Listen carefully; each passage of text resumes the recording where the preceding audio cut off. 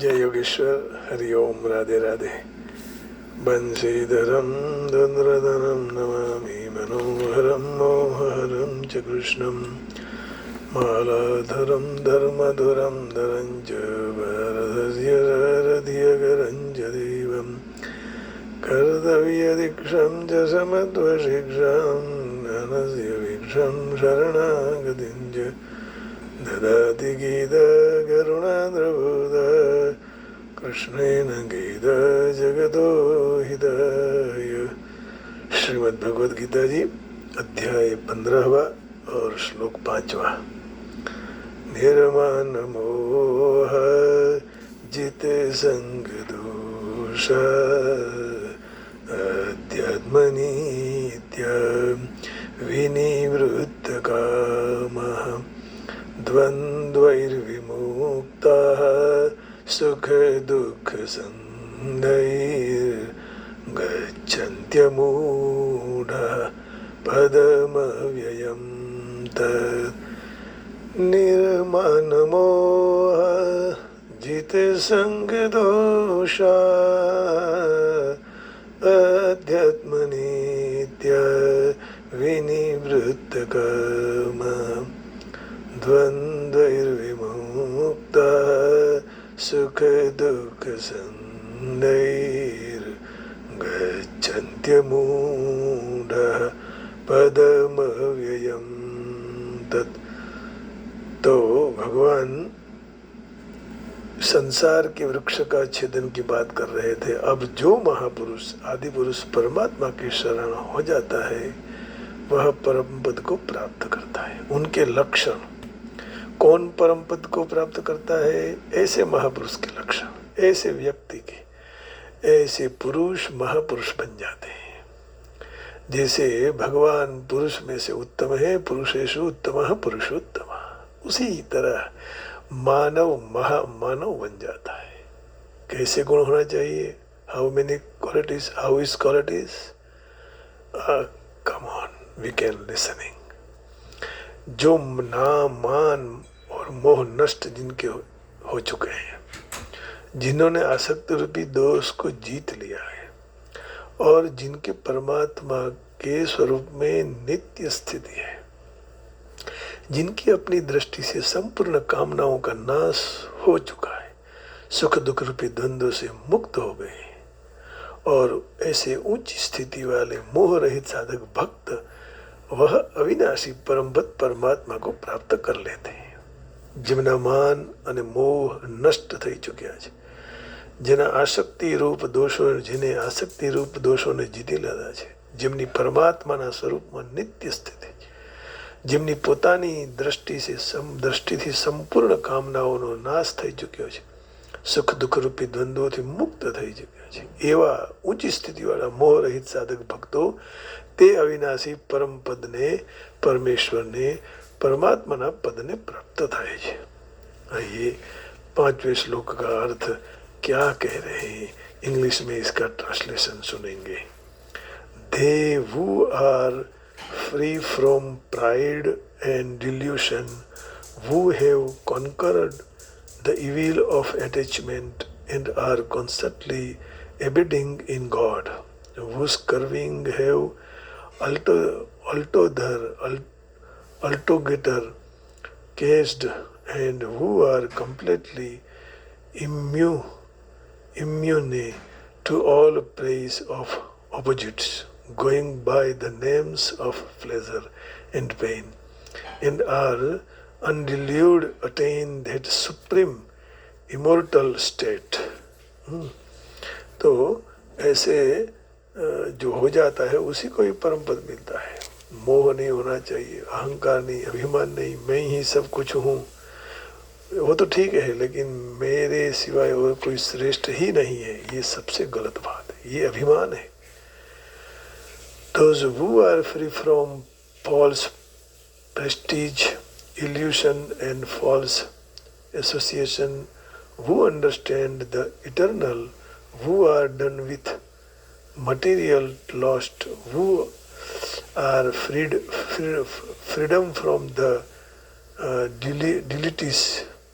dualities of happiness and distress, and who unbeliever know how to surrender unto the Supreme Person attain to the eternal kingdom, वो भगवान के परम पद राज्य को प्राप्त कर लेता है।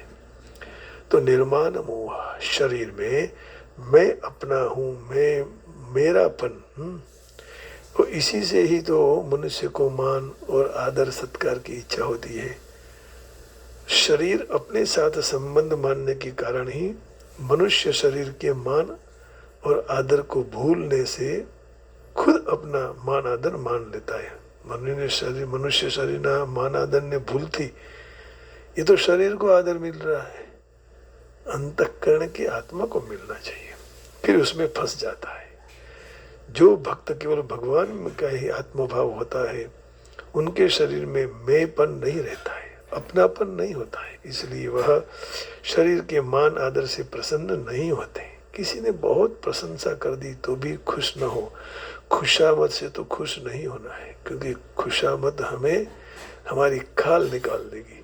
लेकिन प्रशंसा ठीक है, कभी हो गई, लेकिन फिर भी उसके ऊपर ध्यान मत दो। समझो कि वही होने लगा तो अपने पतन निश्चित है। पतन से दूर रहना है तो मानापमान हो, हर्षा मनस भयोद्वेगैर मुक्तो यस सच में प्रिया। हर्षा मनस भयोद्वेग, तो एकमात्र भगवान के शरण होते ही उनके शरीर के साथ मोह नहीं रहता है। फिर मान आदर की इच्छा उन लोगों में कैसे हो सकती है? वो खुद को नहीं मानते हैं, अपनापन नहीं मानते, भगवान का ही है। केवल भगवान का ही उद्देश्य ध्येय होने से, केवल भगवान के शरण और परायण रहने से भक्त संसार से विमुख हो जाते हैं। इसलिए उनमें संसार का मोह नहीं रहता है। तो क्या करना पड़ेगा? निर्माण मोहा जित संग दोषा करना पड़ेगा। अब जित संग दोषा माने भगवान में आकर्षण होना, प्रेम और संसार में आकर्षण होना, इसको आसक्ति कहते हैं, है ना। हम संसार के लिए आसक्त होते हैं तो वो आसक्त है, वो राग है, लेकिन भगवान के लिए हम प्रेम करेंगे वो अनुराग है। ममता, स्पृहा, वासना, आशा आदि दोष आसक्ति के कारण तो होते हैं। केवल भगवान परायण होने के कारण भक्तों की संसार में भोग में आसक्ति नहीं रहती है। आसक्ति रहने के कारण भक्त आसक्ति से पैदा उत्पन्न होते हुए ममता आदि दोषों को भी जीत लेता है। आसक्ति प्राप्त अप्राप्त दोनों की होती है, परंतु कामना अप्राप्त की ही होती है।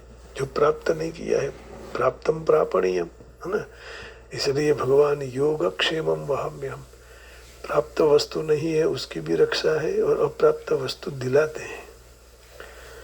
तो आसक्ति माँ प्राप्त और अप्राप्त दोनों की होती है, परंतु कामना अप्राप्त की होती है। इसलिए इस श्लोक में विनिवृत्त कामः पद लगाया गया। अध्यात्म नित्य, केवल भगवान के शरण रहने से भक्तों की अहंता परिवर्तित हो जाती है। मैं भगवान का हूँ, भगवान मेरे हैं, मैं संसार का नहीं हूँ, संसार मेरा नहीं है।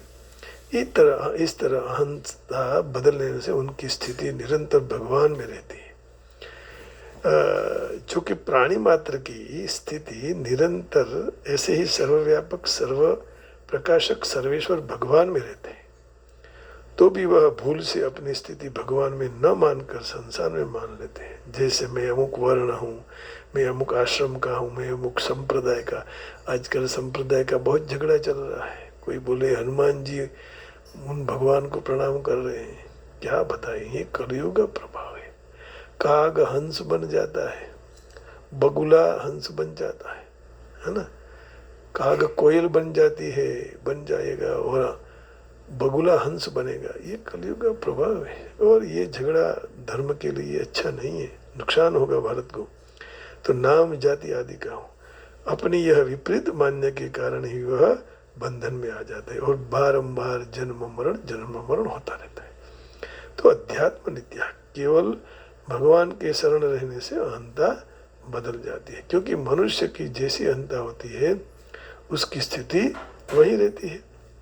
जिस तरह मनुष्य जन्म के अनुसार अपने को ब्राह्मण मान ले, तो उसकी ब्राह्मण पन की मान्यता नित्य निरंतर रहती है, अर्थात वह नित्य निरंतर ब्राह्मण पन में स्थित रहता है, चाहे याद करे न करे।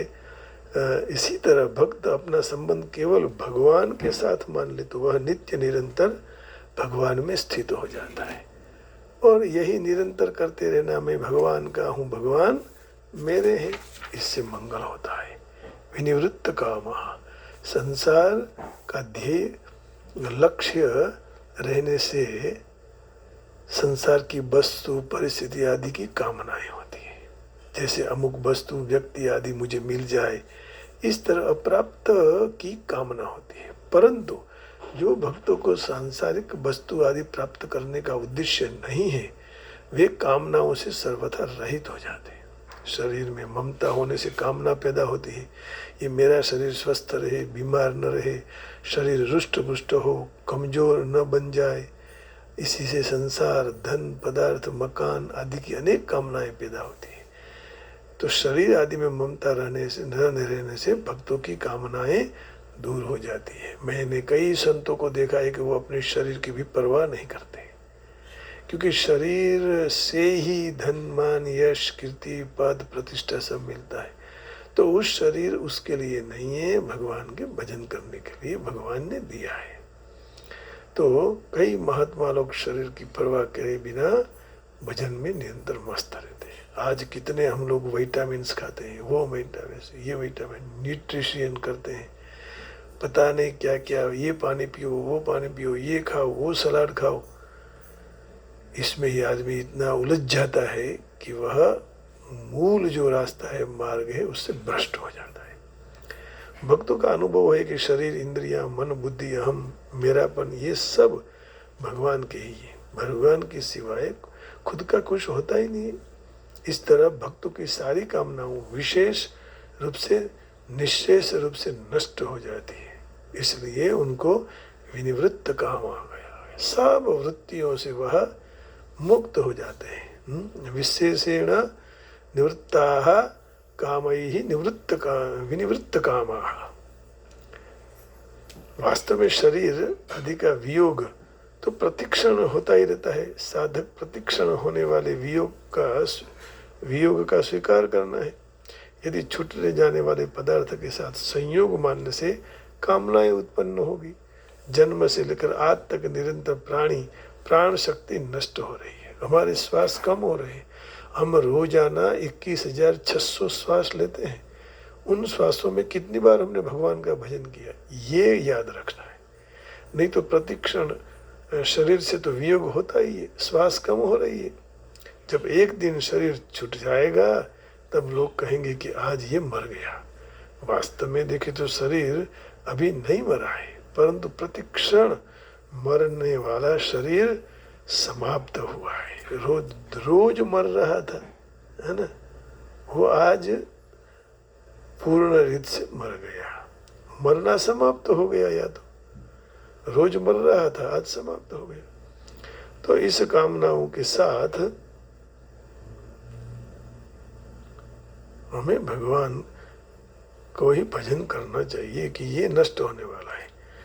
इसलिए कामनाओं से निवृत्त होने के कारण साधक को प्रतिक्षण वियुक्त होने वाले शरीर आदि पदार्थों को स्थिर मानकर उनके साथ कभी भी अपना संबंध नहीं मानना चाहिए। वास्तव में कामनाओं की पूर्ति होती ही नहीं है। जहाँ तक एक कामना पूर्ति होती है, वहाँ दूसरी अनेक कामनाएं उत्पन्न हो जाती है। ये कामनाओं में से जब कोई एक कामना की पूर्ति मनुष्य को सुख की प्रति होती है, वह दूसरी कामनाओं की पूर्ति के लिए वह चेष्टा करने में लग जाता है। कामना पूर्ति नहीं होगी तो क्रोध आएगा।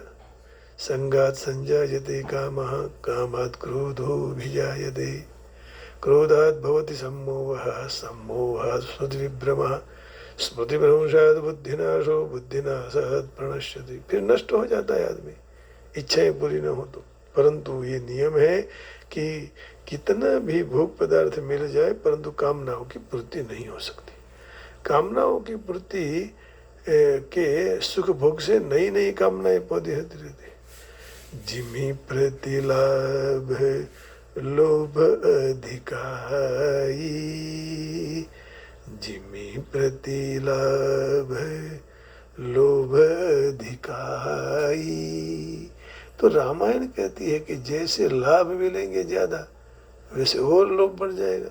संसार की सारी व्यक्ति अनेक पदार्थ एक साथ मिलकर एक व्यक्ति की कामनाओं की पूर्ति नहीं कर सकते हैं। फिर सीमित पदार्थों की कामना करके सुख की आशा रखना भूल है। कामनाएं रहता कभी शांति नहीं मिल सकती। सशांति मापनोति न काम कामी, सशांति मापनो सशांति न आपनोति काम कामी।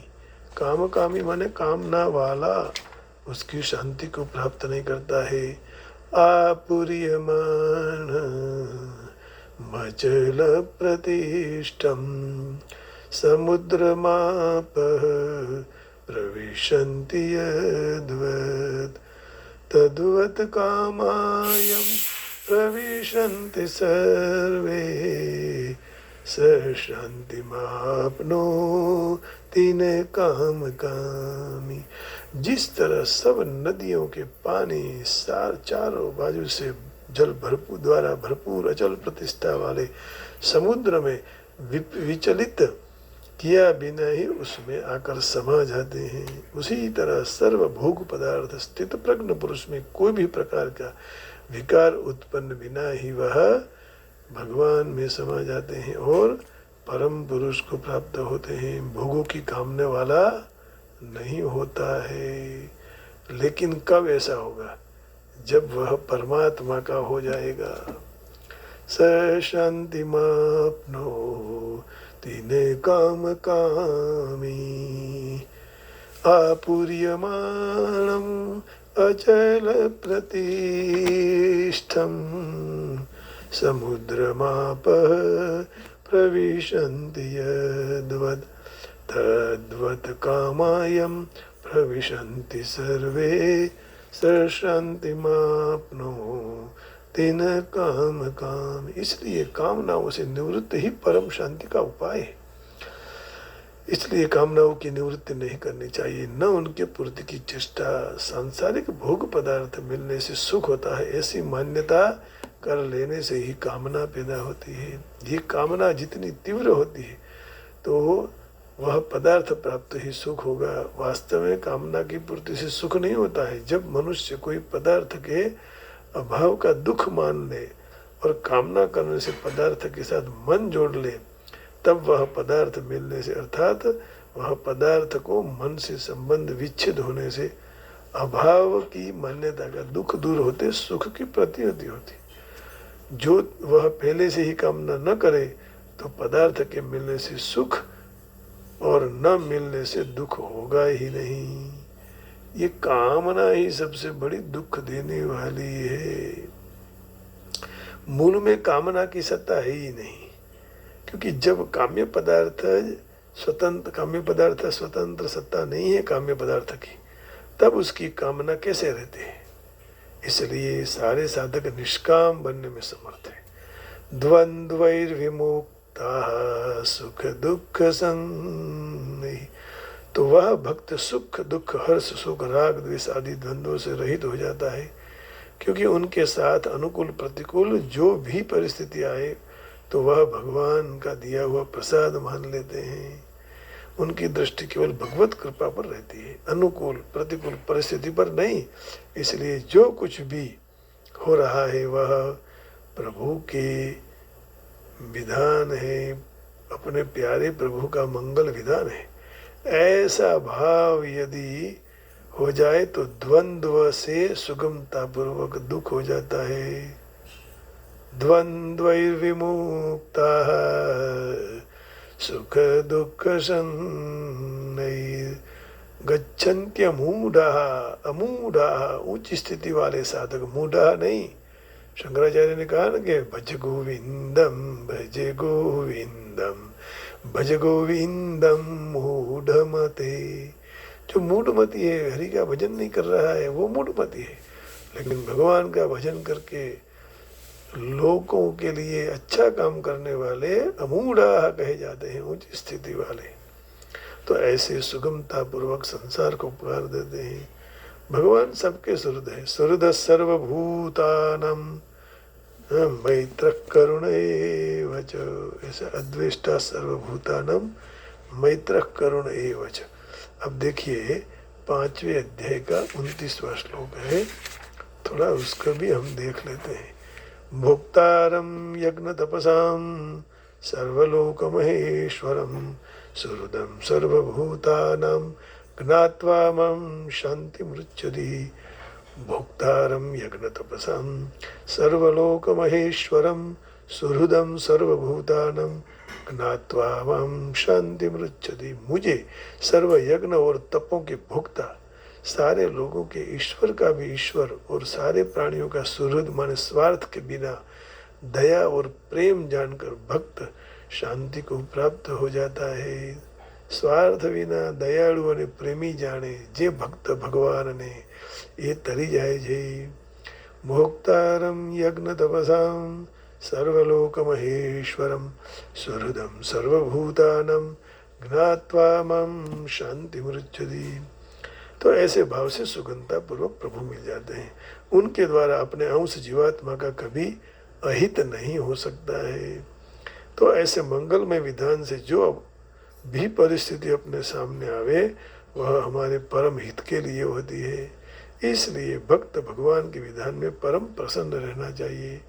शरीर, इंद्रिया, मन और बुद्धि को अनुकूल प्रतिकूल परिस्थिति का ज्ञान होते हुए भी ऐसी परिस्थिति कैसे आ गई?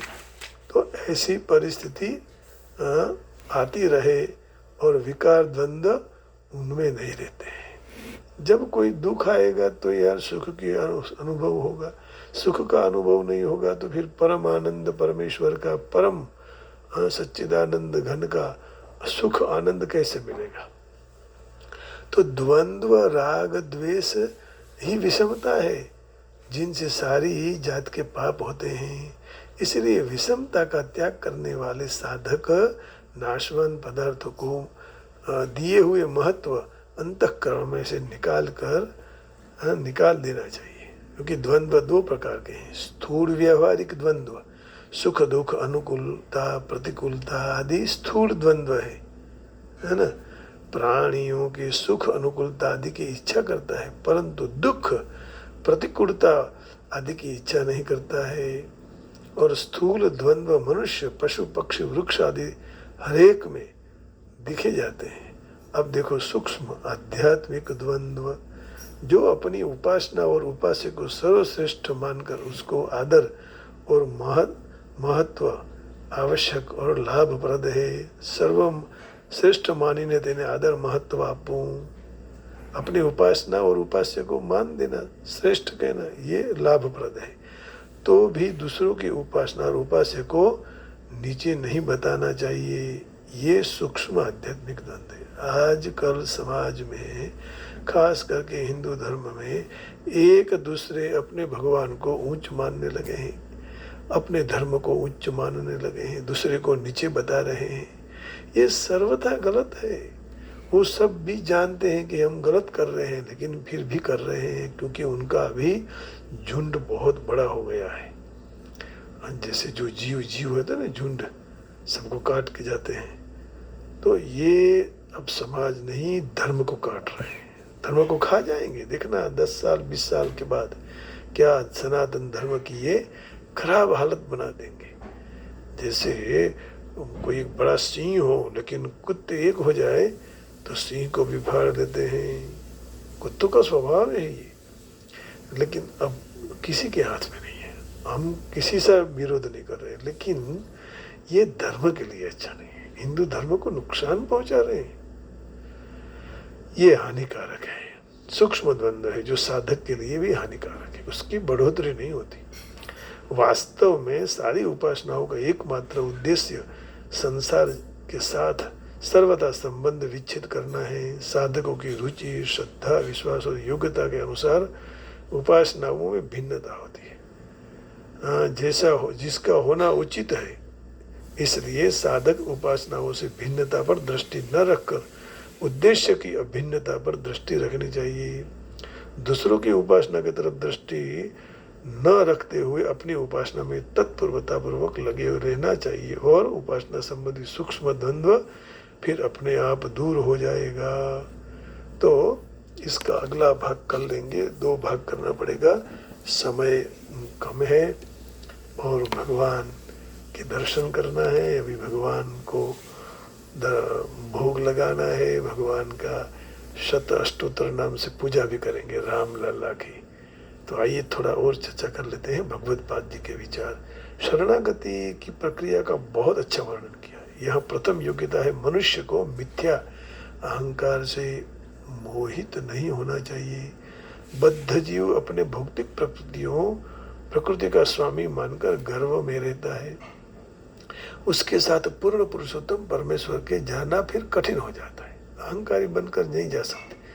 मनुष्य सच्चे ज्ञान के संवर्धन के द्वारा जानना चाहिए अपने प्रकृति की स्वामी જોઈએ। પોતે પ્રકૃતિનો સ્વામી નથી, પૂર્ણ પુરુષોત્તમ પરમેશ્વર ही स्वामी है।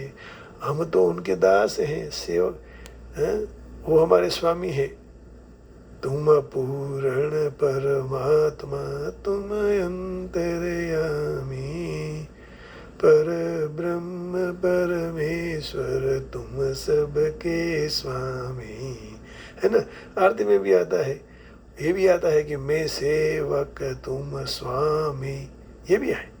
तो भगवान हमारे स्वामी हैं, हम उनके सेवक हैं। मनुष्य जब अहंकार से उत्पन्न हुए मोह से मुक्त हो जाता है तो शरणागति की प्रक्रिया के शुभारंभ को ही भूल जाता है, फिर आगे नहीं बढ़ता। जो मनुष्य दुनिया में हर हमें सम्मान की अपेक्षा रखता है, उसके लिए परमेश्वर के लिए शरणागत होना बहुत कठिन है। अहंकार मोह के कारण होता है, क्योंकि मनुष्य यहाँ आते हैं, थोड़े समय के लिए रहते हैं, फिर चला जाता है, सबको जाना है। फिर भी वह मूर्ख भरी मान्यता से होता है कि मैं जगत का स्वामी हूँ, मैं इस मठ का अधिपति हूँ, मैं इस मंदिर को चला रहा हूँ। तो यह तमाम बाबत जटिल बना देता है, सदा कष्ट फिर भोगना पड़ता है। ऐसी समग्र जगत में भ्रांति और मान्यता चलती रहती है। लोग भी ऐसे मानते हैं कि ये भूमि पृथ्वी मनुष्य समाज की है। भूमि का विभाजन और मिथ्या धारणा से हो गया है। उसके स्वामी तो भगवान है, हम नहीं है। मान्यता में से मनुष्य मुक्त हो जाना चाहिए। मानव समाज इस जगत का स्वामी है। मनुष्य जब ऐसी भ्रांत मान्यता में से मुक्त हो जाए, तब कौटुंबिक सामाजिक राष्ट्रीय प्रेम से उत्पन्न होते हुए मिथ्या संग से सर्वथा मुक्त हो जाता है। दोष युक्त संग के परिणाम के कारण मनुष्य भौतिक जगत में बद्ध हो जाता है। तो इस अवस्था के बाद मनुष्य आध्यात्मिक ज्ञान का विकास करना है। हकीकत में अपना कुछ नहीं है, विवेकपूर्ण ज्ञान ऐसा मिलना चाहिए। मनुष्य को वस्तुओं का यथार्थ रूप में ज्ञान हो जाना चाहिए, तब वह सुख दुख हर्ष विषाद जैसे द्वंद्वों से मुक्त होता है।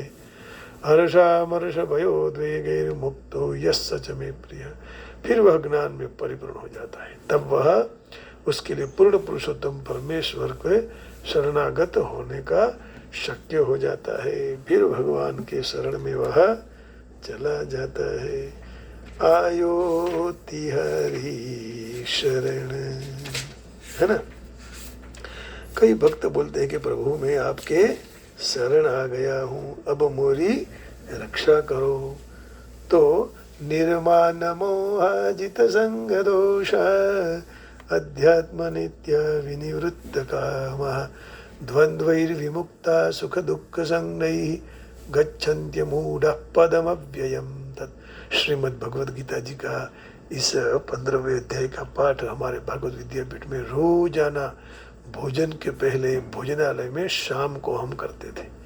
उस परम पूज्य श्री विश्व वंदनीय दादाजी कृष्ण शंकर शास्त्री जी के चरणों में प्रणाम करता हूँ, जिन्होंने हमें ये संस्कार दिए।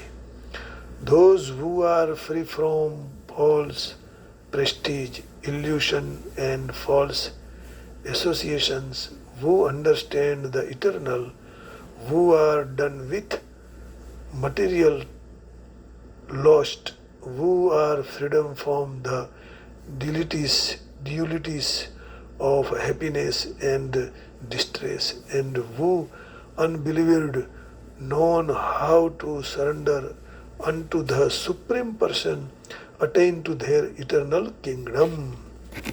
वही परमात्मा के परम धाम को प्राप्त करता है। न तद्भासयते सूर्यो न शशांको न पावकः यद्गत्वा न निवर्तन्ते तद्धाम परमं मम। बस अब यहाँ ही भगवान को ये पुष्प अर्पण करके आप सबके हृदय में बैठे हुए परमात्मा को प्रणाम करके यहाँ वाणी को विराम देते हैं। राधे राधे राधे गोविंद राधे राधे राधे राधे राधे गोविंद राधे राधे राधे राधे राधे गोविंद राधे राधे राधे राधे राधे गोविंद राधे राधे राधे राधे गोविंद राधे राधे राधे राधे राधे गोविंद राधे राधे राधे राधे राधे गोविंद राधे राधे। जय श्री कृष्ण, हरि ओम। ओम नमो नारायण, ओम नमः शिवाय। जय योगेश्वर, बरसाने वाले की जय हो। राधा वर कृष्णचंद्र भगवान की जय हो, जय हो।